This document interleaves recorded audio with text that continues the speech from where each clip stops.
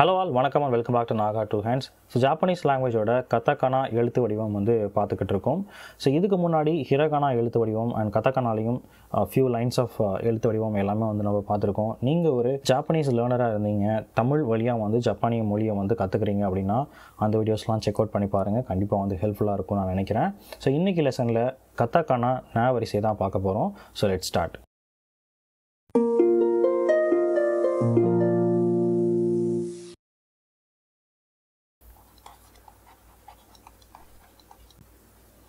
Alright, எப்பொழுதும் போலவே முதலாவதாக ஹிரகானா ந வரிசை ஒரு முறை எழுதிடலாம். ஸோ முதலாவதாக ந,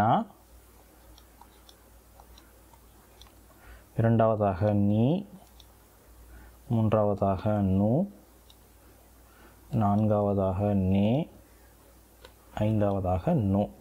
ஸோ இவை தான் ஹிரகானா ந வரிசை எழுத்து வடிவம். ஸோ அடுத்ததாக இப்போது கதகானாவோட எழுத்து வடிவம் நான் எழுதிடுறேன். ந, நீ, நு, நே, பிறகு நோ. ஸோ எவ்வளவுதான், ரொம்பவே சிம்பிளான எழுத்து வடிவம் தான். இதில் ஹிரகானாவோட ஸ்ட்ரக்சரை மேட்ச் பண்ணி ஒரு 2-3 ஆல்ஃபபெட்ஸ் இருக்கும். அதெல்லாம் என்னன்றதை நம்ம அடுத்த செக்ஷனில் பார்க்கலாம். ஸோ அடுத்ததாக இந்த கதகானா ந வரிசையோட தட்டச்சு வடிவம் எப்படி இருக்குது அப்படின்றத ஒரு முறை டைப் பண்ணி பார்த்துடலாம்.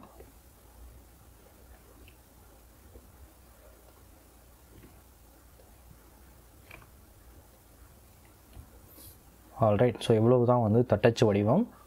ந, நீ, நு, நே மற்றும் நோ. ஸோ இப்போது நம்ம இந்த எழுத்து வடிவங்களை எப்படி நம்ம எளிமையாக நினைவில் வச்சுக்கிறது அப்படின்றத பார்த்துடலாம். ஆல்ரைட், ஸோ முதலாவதாக ந. ஸோ கதகானா ந வடிவம் என்னை பொறுத்த வரைக்கும் ஹிரகானா ந வடிவத்தோட மேட்ச் ஆகிறதா நான் நினைப்பேன்.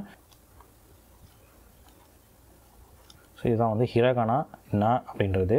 ஸோ இதில் கதகானா எப்படி மேட்ச் ஆகுதுன்னு பார்த்தீங்கன்னா, இந்த கிராஸ் சிம்பிள் மட்டுமே நமக்கு கதகானாவாக இருக்குது. ஹிரகானாலையும் இந்த கோடு கொஞ்சம் வளைவாக இருக்கும். பட் அது ஒரு சில ஃபாண்ட்ஸில் வளைவாகவும் ஒரு சில ஃபாண்ட்ஸில் நேராகவும் கொடுத்துருப்பாங்க. ஸோ ரொம்ப குழப்பிக்கொள்ள வேண்டாம், கொஞ்சம் வளைவாக தான் இருக்கும். ஹிரகானாலையும் கதகானால கொஞ்சம் டிஸ்டிங்டிவாக தெரியும். ஸோ இவ்வளோ தான் ந. அடுத்ததாக நீ. ஸோ நீ அப்படின்னா 2 கோடு தான்.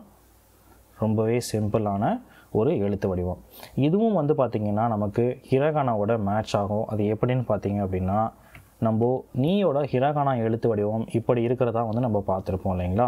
அதாவது முதல்ல ஒரு கோடு, பிறகு ஒரு நேர்கோடு, அப்புறம் ஒரு கீழே ஒரு வளைவான கோடு. ஸோ இந்த 2 கோடுகள் இருக்குது இல்லைங்களா. ஸோ இதுதான் கதகானா நீயை ரெப்ரசன்ட் பண்ணுறதா நீங்கள் கற்பனை பண்ணிக்கலாம். அதாவது மேல் ஒரு சின்ன கோடு, கீழே ஒரு பெரிய கோடு அப்படின்னு நீங்கள் நினைவில் வச்சுக்கலாம். அண்ட் இன்னொரு இன்ட்ரெஸ்டிங்கான விஷயம் என்ன அப்படின்னா, உங்களுக்கு ஜாப்பனீஸ் லாங்குவேஜோட நம்பர் சிஸ்டம் தெரியும் அப்படின்னா, அதாவது நம்பர்ஸை எப்படி சொல்கிறது அப்படின்னு தெரிஞ்சிருந்துச்சுன்னா இது உங்களுக்கு ரொம்பவே ஈஸியாக இருக்கும். நம்பர் சிஸ்டம்க்கு காஞ்சியும் உபயோகப்படுத்துவாங்க. அதாவது இச்சி, நீ, சான், யோன் அப்படின்னு போகிற 1 2 3 4 அப்படின்னு போகிற அந்த நம்பர் சிஸ்டம்ஸ்க்கு ஒரு காஞ்சி வடிவம் யூஸ் பண்ணுவாங்க. அதில் பார்த்தீங்கன்னா முதல் 3 வடிவம், அதாவது இச்சி, நீ, சான் அப்படின்றதுக்கு கோடுகள் தான் யூஸ் பண்ணுவாங்க. அதாவது இச்சி அப்படின்றது ஒரு கோடு, நீ அப்படின்றது 2 கோடு, மூன்றாவதாக சான் அப்படின்றது 3 கோடு. ஸோ இந்த இடத்துல நீ அப்படின்றது 2 கோடு பார்த்தோம் இல்லைங்களா.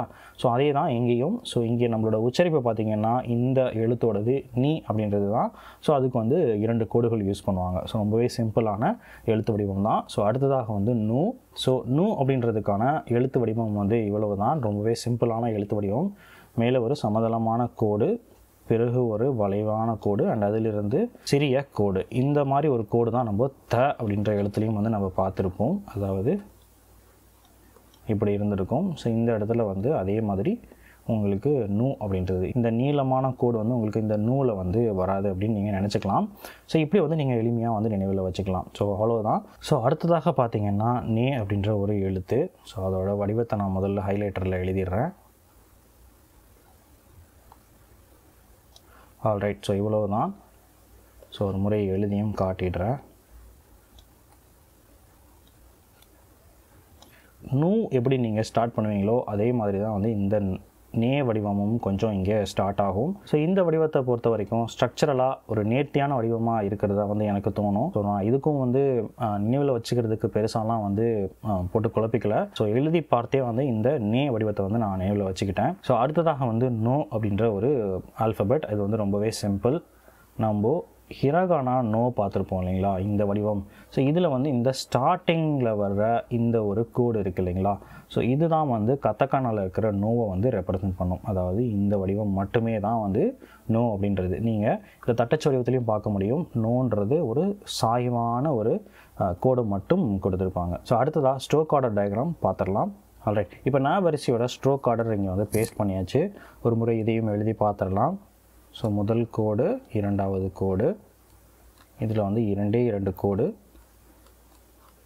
பிறகு நூ, இதுலேயும் வந்து 2 கோடு தான். மூன்றாவதாக நே. ஸோ முதல்ல மேலே ஒரு கோடு, பிறகு இது, பிறகு இந்த சிறிய வடிவம், அது ஒரு நேர்கோடு. அதன் பிறகு நோ, இது ஒரு சிம்பிளான ஒரு சாய் கோடு.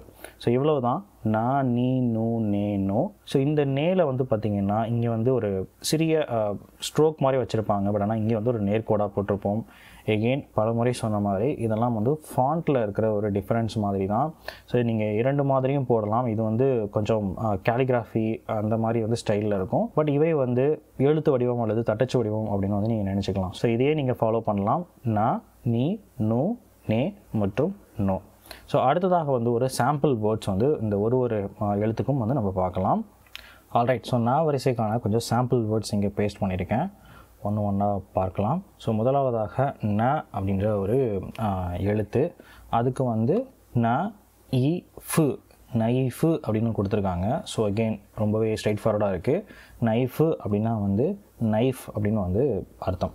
ஸோ அடுத்ததாக இரண்டாவது வார்த்தை பார்க்கலாம். ஸோ வந்து நியூஸு அப்படின்னு கொடுத்துருக்காங்க. நீ, யூ, இது ரெண்டும் சேர்கிற பொழுது நியூ நெடில், அதனால் வந்து நியூஸு, நியூஸு அப்படின்னா வந்து நியூஸ் அப்படின்னு வந்து அர்த்தம். ஸோ அடுத்ததாக இருக்கிற வார்த்தை வந்து கொஞ்சம் இன்ட்ரெஸ்டிங்கான ஒரு வார்த்தை. நுறு நுறு அப்படின்னு வந்து கொடுத்துருக்காங்க. ஸோ இங்கே ரோமாஞ்சியில் எழுதியிருக்கேன். ஸோ இந்த நுறு நுறு அப்படின்னா வந்து என்ன அப்படின்னு பார்த்தீங்க அப்படின்னா, தமிழில் வந்து நம்ம ரெட்டை கிளவி அப்படின்னு சொல்லுவோம் இல்லைங்களா. ஒரே வார்த்தை 2 முறை வரும். பிரித்து படித்தா வந்து உங்களுக்கு பொருள் இருக்காது, சேர்த்து தான் படிக்கணும். அது ஒரு தன்மையை வந்து சொல்கிற மாதிரி இருக்கும். அது நெஞ்சு படபடப்பாக இருக்குது, தண்ணி சலசலன்னு ஓடுது, அப்படி வந்து சொல்லுவோம் இல்லைங்களா. ஸோ அதே மாதிரி ஜாப்பனீஸ் லாங்குவேஜ்லேயும் இருக்குது. ஸோ இது வந்து தமிழோட ஒற்றுமை அப்படின்னு பார்க்க தேவையில்லை. ஏன்னா வந்து பல மொழிகளிலையும் இந்த இரட்டை கிளவி அப்படின்றது வந்து ஒரு நேமில் அவங்களோட லாங்குவேஜில் வந்து வேறு சில நேமில் வந்து அழைக்கப்படுது. இங்கிலீஷில் இதை பொதுவாக ஒனமோட்டோஃபியா அப்படின்னு வந்து சொல்லுவாங்க. நூறு, நூறு, நூறு நூறு அப்படின்னா வந்து ஆங்கிலத்தில் வந்து ஸ்லைமி அப்படின்னு வந்து அர்த்தம். தமிழில் சொல்லப்போனால் வந்து வளவளப்பா அல்லது வந்து கொலன்னு இருக்குது அப்படின்னு சொல்லுவோம் இல்லைங்களா. அந்த மீனிங் தான் வந்து இங்கே இது வந்து அர்த்தம். ஸோ இந்த மாதிரி ஒனமோட்டோஃபியா அல்லது வந்து இரட்டை கிளவி அப்படின்னு சொல்லப்படுற வார்த்தைகள், அதாவது ஜாப்பனீஸ் ஒரிஜினல் வேர்ட்ஸ் தான் இவையெல்லாம். பட் இவைகளை எழுதும் பொழுது மட்டும் நம்ம கதகனாவை உபயோகப்படுத்தணும். இது வந்து ஜாப்பனீஸ் லாங்குவேஜோட ஒரு rule. So foreign loan words மட்டும் இல்லாமல் இந்த மாதிரி இரட்டை கிளவி மாதிரியான ஒரிஜினல் ஜாப்பனீஸ் வேர்ட்ஸையுமே வந்து கதகனாவை உபயோகப்படுத்தி தான் எழுதுவாங்க அப்படின்றத நீங்கள் நினைவில் வச்சுக்கோங்க. ஸோ அடுத்ததாக வந்து நே அப்படின்ற ஒரு வார்த்தை. அதுக்கு வந்து நே, கு, தா, இ. ஸோ நெக்கு தை அப்படின்னா வந்து நெக் டை அப்படின்றது தான் வந்து குறிக்குது. ரொம்பவே சிம்பிளான சொல் தான் இது. ஸோ இந்த இடத்துல பார்த்தீங்கன்னா கு, தா வந்து பக்கமாக கொடுத்துருக்காங்க. இதில் உங்களால் டிஃப்ரென்ஷியேட் பார்க்க முடியும். இது வந்து நம்ம நேற்று லெசனில் பார்த்த மாதிரி த அப்படின்னு வந்துச்சுன்னா இந்த ஒரு ஷார்ட்டான ஒரு கோடு வந்து அந்த நீளமான கோட்டில் வந்து கிராஸ் ஆகி போகும் அப்படின்றத. அடுத்ததாக வந்து நோ தோ அப்படின்னு கொடுத்துருக்காங்க. நோ நெடில், நோ தோ. நோ தோ அப்படின்னா வந்து நோட் புக் அப்படின்றது. ஸோ இதுவுமே சிம்பிளான ஒரு வார்த்தை தான். ஸோ இப்போ இந்த நா வரிசையை கானா சார்ட்டில் ஒரு முறை பார்த்துட்டு இந்த வீடியோவை க்ளோஸ் பண்ணலாம். நா வரிசையோட ஹிரகானா எழுத்து வடிவம் நா, நீ, நூ, நே, நோ. ஸோ இதோட கதகனா எழுத்து வடிவம் இன்றைக்கி நம்ம பார்த்து தெரிஞ்சுக்கிட்டது ந, நீ, நூ, நே, நோ. ஸோ ரொம்பவே சிம்பிளான எழுத்து வடிவம் தான் இந்த வரியை பொறுத்த வரைக்கும். நிறைய எழுதி ப்ராக்டிஸ் பண்ணுங்கள். ஸோ தட் சீக்கிரமாக இந்த கதகனாவை வந்து நம்மளால் கற்றுக்க முடியும். ஸோ இவ்வளோ நேரம் பொறுமையாக இந்த வீடியோ பார்த்ததுக்கு ரொம்பவே நன்றி. உங்களை அடுத்த வீடியோவில் கதகனாவோட அடுத்த வரிசையோட வந்து மீட் பண்ணுறேன். அது வரைக்கும் பாய்.